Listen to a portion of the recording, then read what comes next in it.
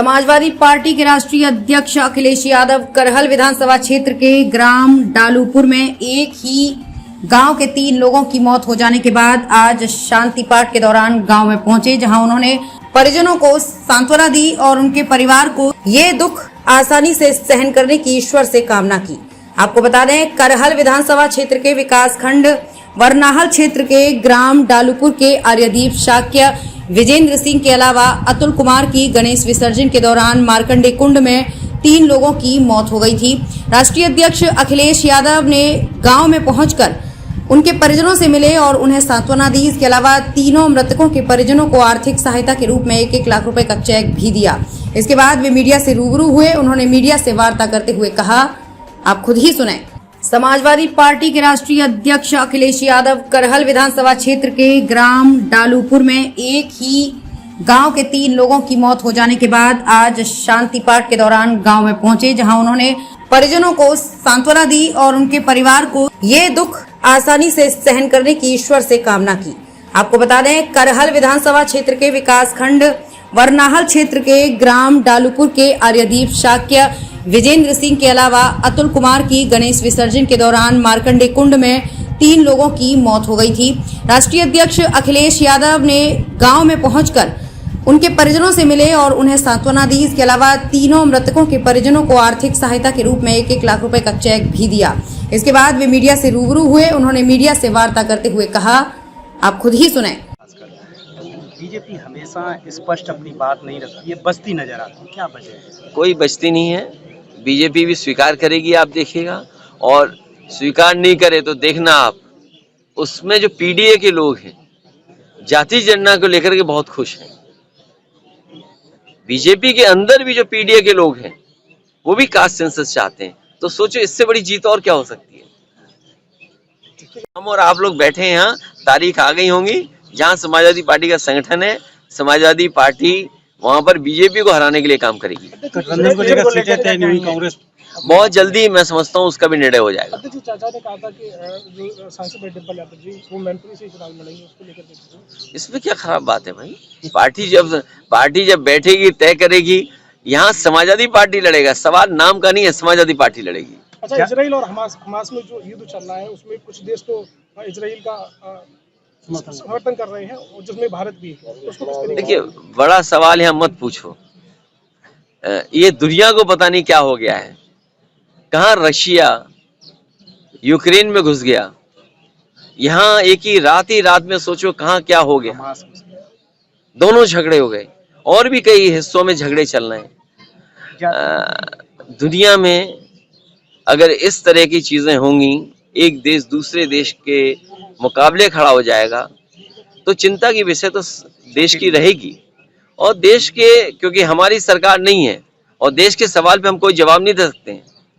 ये सरकार जो निर्णय लेना चाहती है, सरकार निर्णय ले अपना। जाति को लेकर के अब विशेष टिप्पणी होने लगी। देखिए, मैं बहुत ऐसी कोई बात नहीं कहना चाहता हूं जिससे माहौल बिगड़े, लेकिन ये बात आपको स्वीकार करनी पड़ेगी। जितने लोग हैं, मैं जितने चैनलों को देख रहा हूं या यूट्यूब पर या कहीं ना कहीं, सबसे ज्यादा जातिवादी अगर कोई पार्टी है तो वो भारतीय जनता पार्टी। ये आज मैं पहली बार नहीं कह रहा हूं, इससे पूर्व में भी मैंने कहा कि सबसे ज्यादा जातिवादी पार्टी कोई है तो वो भारतीय जनता पार्टी है।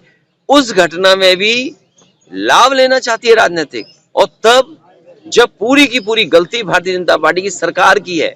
कभी कोई पूछे जाकर के कि जो परिवार थे उन्होंने कितनी बार दरखास्त दी, कौन अधिकारी नहीं था जिसके सामने वो गए ना हो न्याय के लिए। बाबा जी का, लेकिन न्याय क्यों नहीं मिला? न्याय क्यों नहीं मिला? अगर कोई जिम्मेदार है न्याय न देने के लिए, तो वो भी इस घटना का अपराधी होगा। भैया, बाबा जी का बुलडोजर हर जगह पहुंच जाता है। मैनपुरी के पूर्व जिला पंचायत अध्यक्ष रहे आशु दिवाकर, जिन्होंने एक गरीब की जमीन, करोड़ों रुपए की बेशकीमती जमीन कब्जा ली, उसके खिलाफ मामले भी दर्ज हुए, हत्या भी हो गई, अभी तक कोई कार्रवाई नहीं हुई है। वो घटना एक सीधे साधे भोले भाले किसान के साथ धोखा होना। एक सीधे साधे इंसान से आपने जमीन खरीदी, एक चेक दे दिया, और उसके बाद उस भोले भाले इंसान से ये कहा आपने, किसान से, कि चेक में कुछ लिखने में गड़बड़ी हो गई। आपने उससे चेक 6 करोड़ का वापस ले लिया और उस चेक को फाड़ दिया आपने। इससे ज्यादा कानून व्यवस्था को लेकर के जो जीरो टॉलरेंस की बात हुई थी, क्या हो सकता है बताओ। और फिर वो बचा कौन रहा है उसको? मुख्यमंत्री खुद बचा रहे हैं, डिप्टी सीएम खुद बचा रहे हैं। जिसको मुख्यमंत्री बचाएगा उस पे क्या अन्याय होगा, क्या न्याय मिलेगा उसको, परिवार को? वो सोचो। अध्यक्ष जी, ये जो घटना कानपुर वाली है, इसमें कोई और नहीं बचा रहा है, मुख्यमंत्री और डिप्टी सीएम बचा रहे हैं, क्योंकि उनकी जानकारी में ऐसी घटना हुई है। और सोचो, वो तो डॉक्यूमेंटेड है। आपने चेक दिया, आपने चेक वापस ले लिया, रजिस्ट्री में उस चेक का नंबर है, उसके बावजूद भी आपको क्या चाहिए सरकार को? सोचिए। 3 युवकों क्या कहेंगे, परिवार को सांत्वना देने की है आपने? दुख है इस बात का कि धार्मिक आयोजन हो, सरकार की जानकारी में हो, उसके बावजूद भी सुरक्षा न देना और इंतजाम न करना, ये सरकार की लापरवाही है। और उसके साथ साथ जो गांव के लोगों से बातचीत करने पर जानकारी मिली है कि यहाँ पर पहले से पर्यटन विभाग का कार्य चल रहा था और पर्यटन विभाग जानबूझ करके गहरे गहरे गड्ढे खुदवा रहा था। और इतने गहरे गड्ढे खुदे हैं कि जो लोग इस धार्मिक आयोजन में आए उन्हें जानकारी नहीं थी कि आगे कितना गहरा गड्ढा है, जिसके कारण जब वहां पर लोग गए तो कई लोग डूब गए और जिसमें 3 लोग नहीं निकल पाए, 3 लोगों की जान गई, एक बच्चे का इलाज हुआ और उसकी जान बच गई। सवाल यह है कि अगर सरकार का वहां कार्यक्रम चल रहा था या कोई कार्य योजना थी तो बोर्ड क्यों नहीं लगाया? और सरकार के लोगों की जिम्मेदारी बनती थी जानकारी देने के लिए लोगों को कि यहाँ पर पहले से कार्य चल रहा है, इस क्षेत्र में आप ना आगे बढ़ें या इस क्षेत्र में ही आप अपना धार्मिक कार्यक्रम कर लीजिए। ये सरकार तो वो है जो दावा करती है कि धार्मिक आयोजनों की पूरी सुरक्षा का इंतजाम होगा। इससे पहले भी मुझे याद है, मैं मेरठ के कावड़ियों के परिवारों से मिला था, जिन कावड़ियों के परिवारों के सदस्यों की जान गई, वहां पर भी पूरी लापरवाही थी, क्योंकि सरकार के मंत्री, मुख्यमंत्री खुद, प्रमुख सचिव गृह, डीजीपी या सुरक्षा को लेकर के सब इंतजाम किए गए थे और यहां तक कि मुख्यमंत्री खुद फूल बरसा रहे थे, उसके बाद जान चली गई। तो ये सरकार की जिम्मेदारी थी, सरकार को इनकी मदद करनी चाहिए।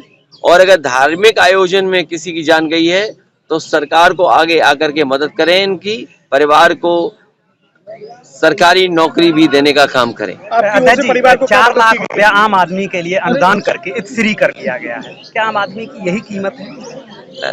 ये सरकार की जिम्मेदारी बनती है कि गरीब परिवार में अगर किसी सदस्य की जान चली गई है तो उसके परिवार की मदद हो।